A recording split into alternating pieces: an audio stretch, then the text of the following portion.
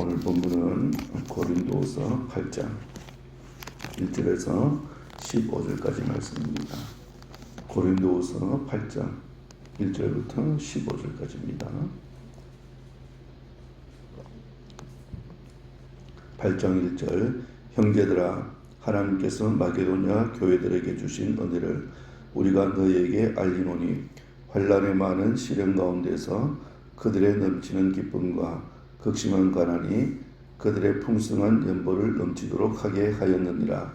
내가 증언하노니 그들이 힘대로 할 뿐 아니라 힘에 지나도록 자원하여 이 은혜와 성도 섬기는 일에 참여함에 대하여 우리에게 간절히 구하니 우리가 바라던 것뿐 아니라 그들이 먼저 자신을 주께 드리고 또 하나님의 뜻을 따라 우리에게 주었도다.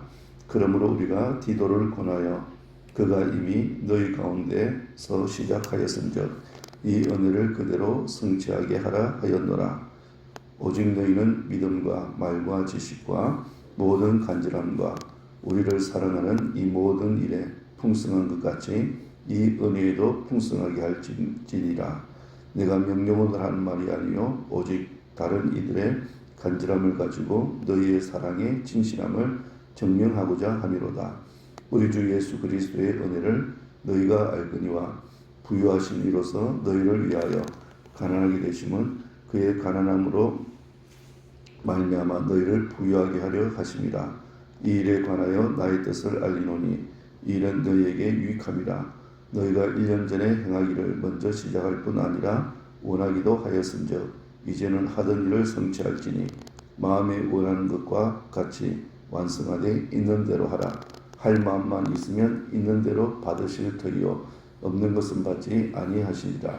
이는 다른 사람들은 평안하게 하고 너희는 공부하게 하는 것이 아니요 균등하게 하려 함이니 이제 너희의 넉넉한 것으로 그들의 부족한 것을 보충하면 후에 그들의 넉넉한 것으로 너희의 부족한 것을 보충하여 균등하게 하려 함이라. 기록된 것 같이 많이 거둔 자도 남지 아니하였고 적게 거둔 자도 모자라지 아니하였느니라. 아멘. 오늘 본문에서 바울은 고린도 교회 성도들에게 당시 기근과 핍박으로 고통받고 있는 예루살렘 교회 성도들을 위해서 구제 헌금에 동참하도록 권면하는 내용입니다. 바울이 고린도 교회 성도들에게 구제 헌금을 동참하도록 권면하기에 앞서서 마게도냐에 있는 교회들이 보여준 헌금의 모범에 대해서 이렇게 소개하고 있는데요. 그 내용이 1절부터 5절까지 내용입니다. 자, 1절에 보시면 마게도냐 교회들이라는 표현이 나옵니다. 마게도냐 교회들이라는 말은 마게도냐 지역에 있는 교회들을 말하고 있습니다. 이 당시 마게도냐에는 베레아 교회, 또 데살로니가 교회, 빌립보 교회들이 있었습니다. 이들 교회는 유대인 교회가 아니고 이방인 교회였습니다. 초대 예루살렘 교회보다 훨씬 나중에 세워진 교회들입니다.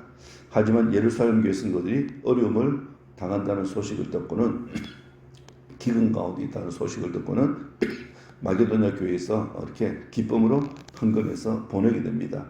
마게도냐에 있는 교회들도 역시 많은 환난과 핍박 가운데 시달리고 있었고 또 형편이 넉넉한 것이 아니었음에도 불구하고 예루살렘 교회 성도들을 위해서 헌금하는 일에 최선을 다했다고 바울이 칭찬을 하고 있습니다.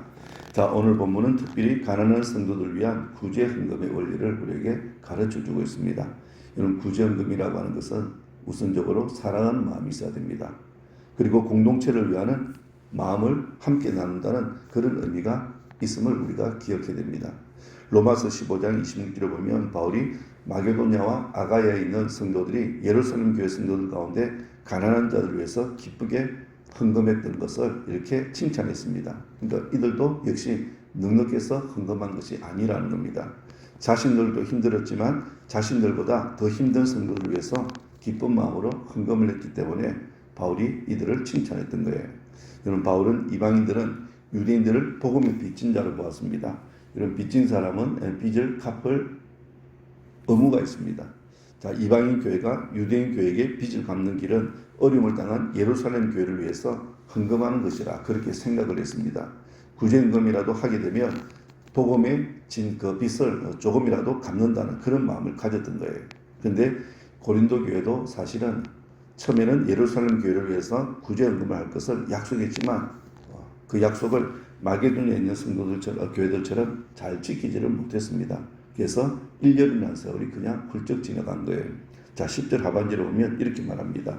너희가 1년 전에 행하기를 먼저 시작할 뿐 아니라 원하기도 하였은저. 11절 보면 이제는 하던 일을 성취할지니 마음에 원하는 것과 같이 완성하되 있는 대로 하라 그랬습니다. 그러니까 구제 헌금을 하기로 약속을 했다가 무슨 이유 때문에 지키지 못했는지 모르지만 이제는 구제 헌금을 하기로 했던 그 일을 성취하라고 지금 바울이 권면하는 거예요. 마게도니아에 있는 교회들도 자신들의 형편이 넉넉하고 좋았기 때문에 헌금한 것이 아니었다는 겁니다. 자, 그러면 마게도니아에 있는 교회들이 어떤 형편에서 헌금을 했는지를 살펴보면요. 2절 말씀 볼까요? 환난의 많은 시련 가운데서 그들의 넘치는 기쁨과 극심한 가난이 그들의 풍성한 연보를 넘치도록 하게 하였느니라 그랬습니다.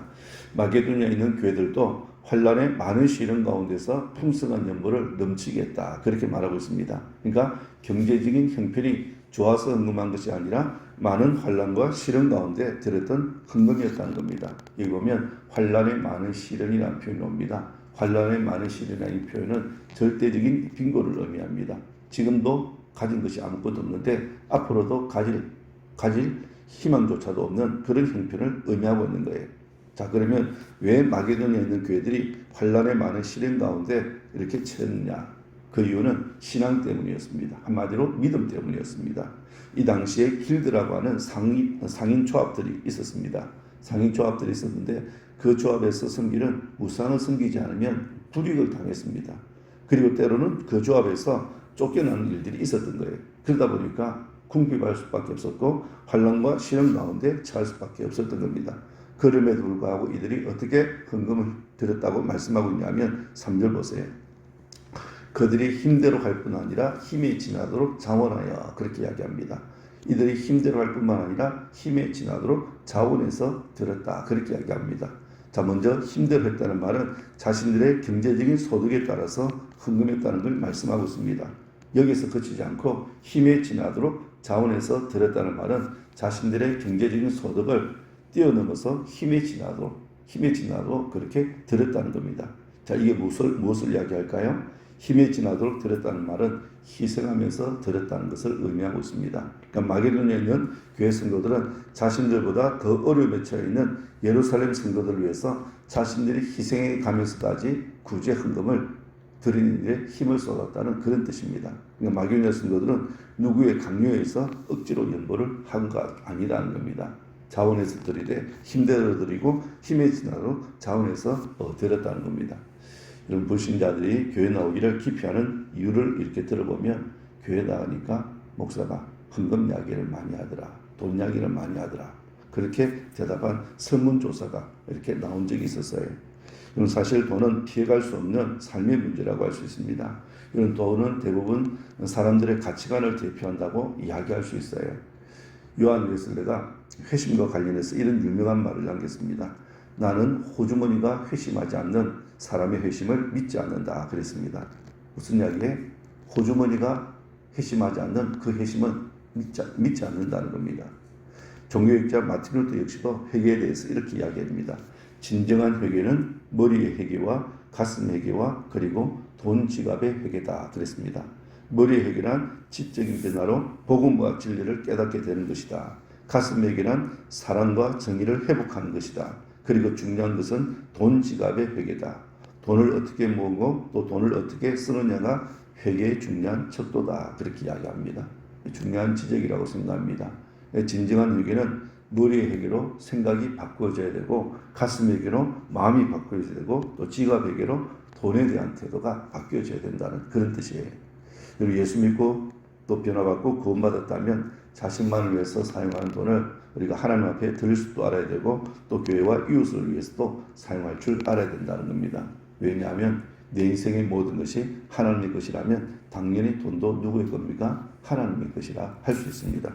하나님께서 주신 것을 가지고 내 마음대로 사용해서는 안 된다는 겁니다. 하나님의 뜻대로 물질까지도 헌금 또 우리가 돈을 사용할 수 있어야 된다는 거예요.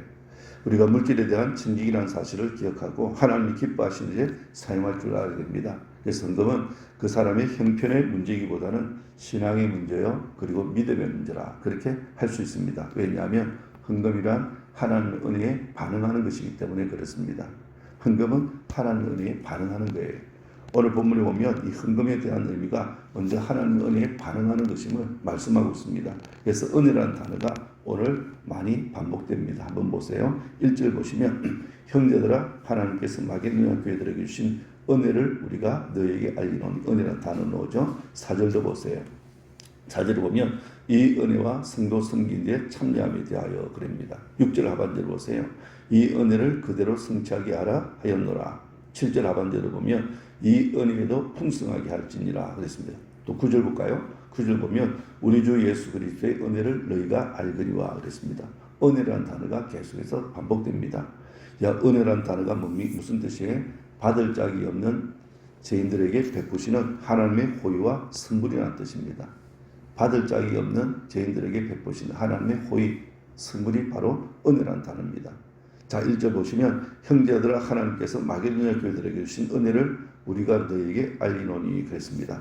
하나님께서 마게도냐 성도들에게 은혜를 베풀어 주셨습니다. 그 은혜는 무엇보다도 구원의 은혜였습니다. 자신들이 죄로부터 구원받아서 하나님의 자녀로 삼아주신 은혜를 그렇게 깨닫게 되었습니다. 깨닫고 보니까 그 구원의 은혜는 다른 그 무엇보다도 비교할 수 없는 은혜였어요. 구원의 은혜에 감사하다 보니까 그 은혜에 보답해야 되겠다고 생각한 겁니다. 그래서 형편이 넉넉하지 못하지만 자신들보다 더 어려운 처지에 있는 교회 성도들을 생각하고 자원에서 힘에 지나도록 헌금을 한 거예요. 나눔과 섬김을 실천했더니 더 큰 풍성한 은혜가 그들에게 임했던 겁니다. 이런 마게도냐 교회 성도들은 자신들이 은혜를 받은 것으로 끝나지 않고 은혜 받은 사람으로서 이제는 은혜를 나눠주는 사람, 은혜를 베풀어주는 사람으로 그렇게 바뀌어졌다는 거예요. 그래서 예루살렘 교회 어려운 이웃들을 향해서 헌금했던 것을 가리켜서 바울은 그것을 하나님께서 마게도냐 교회들에게 주신 은혜라고 그렇게 표현한 겁니다. 그러니까 마게도냐 성도들은 하나님께로부터 은혜를 받기만 하고 끝난 것이 아니고 은혜에 대해서 보답할 줄 아는 사람, 은혜를 베풀 수 있는 그런 사람이 되었다는 겁니다. 다시 말하면 하나님 은혜에 반응하는 사람이 되었다는 그런 뜻이에요. 그래서 마게도냐 성도들은 하나님의 은혜에 감사한 마음으로 구제 헌금을 자원해서 이렇게 드렸던 겁니다. 자, 여러분, 헌금은 전적으로 하나님 은혜에 대한 감사의 마음이 담겨져야 됩니다. 그러기에 헌금은 계산에 의해서 드리는 것이 아니고 하나님의 은혜를 알고 하나님 은혜에 감사하기 때문에 드려지는 겁니다. 여러분, 자원해서 하나님 앞에 드려질 때 하나님께서 우리에게 축복의 배가 된다는 사실을 여러분 기억하셔야 돼요.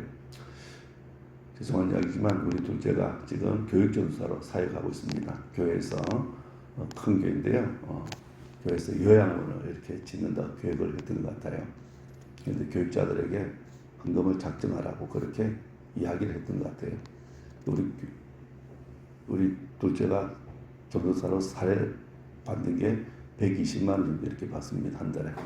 그런데 목사님이 한 평에 이렇게 건물 짓는데 500만 원 정도 되니까 500만 원 이렇게 작정하면 좋겠다. 그래서 본인은 처음 이야기할 때 한 200만 원 정도 했으면 좋겠다. 그렇게 생각했는데 본인이 500만 원 이렇게 작정하더라고요.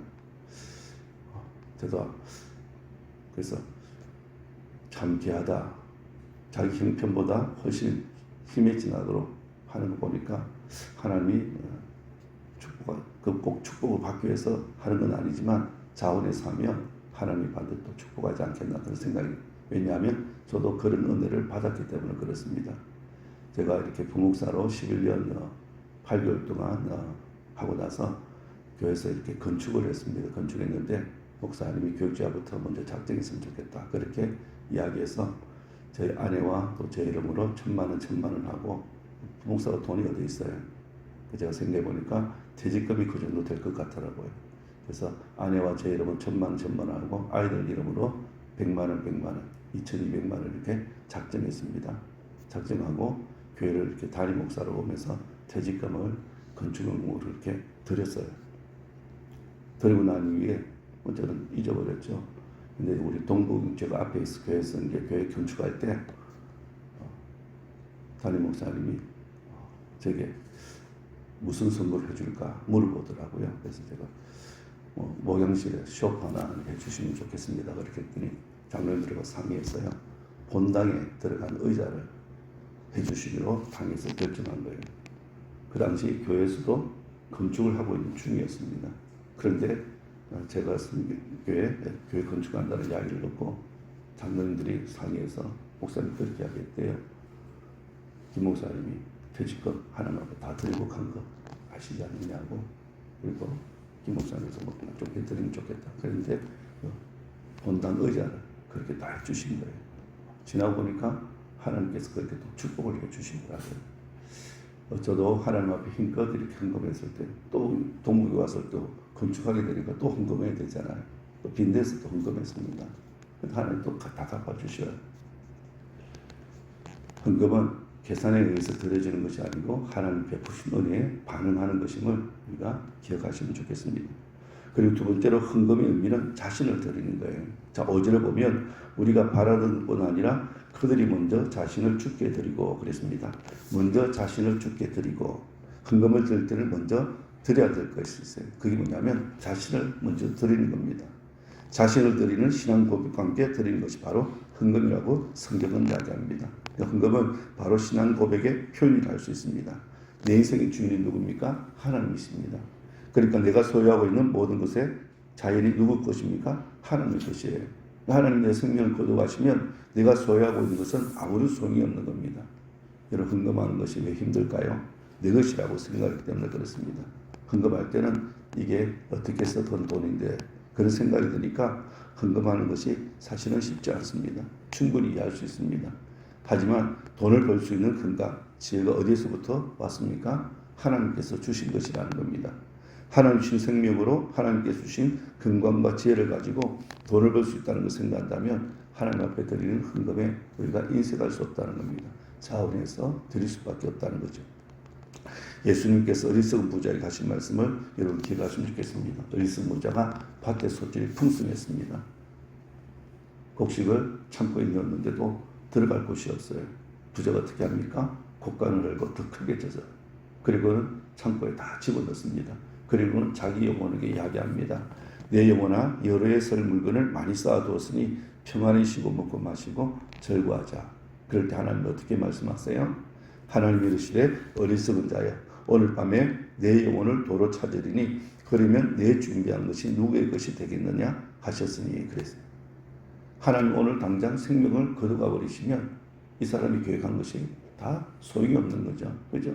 하나님의 생명을 거둬가시면 우리가 소유하고 있는 다 우리 것이 아니라는 거죠. 우리가 잠시 소유하고 있다고 해서 내 것이라고 착각하면 안 됩니다. 하나님께서 내게 맡기신 것이라는 청지 결심을 가지고 있을 때 헌금도 자원에서 기쁜 마음으로 드릴 수 있는 거예요. 오늘 헌금에 대해서 우리가 살펴보았습니다. 마게도냐 성도들이 왜 헌금을 많은 환난과 시련 가운데서 자원하는 마음으로 또 힘의 진화로 드렸을까 한번 생각해 보시면 좋겠습니다. 그만큼 하나님께서 베푸신 은혜가 넘쳤기 때문입니다. 이런 헌금이란 하나님께서 베푸신 은혜를 생각하며 자원해서 드릴 때 하나님이 기뻐하신다는 것 여러분 기억하셔야 됩니다. 그리고 우리 자신이 먼저 하나님 앞에 드림이 될 때 헌금이 또 올바른 의미가 있는 헌금이 될 겁니다. 하나님께 받은 은혜에 반응하고 보답하며 살아가는 오늘 저와 우리 성도 되시기를 주님의 이름으로 축원합니다. 기도하겠습니다.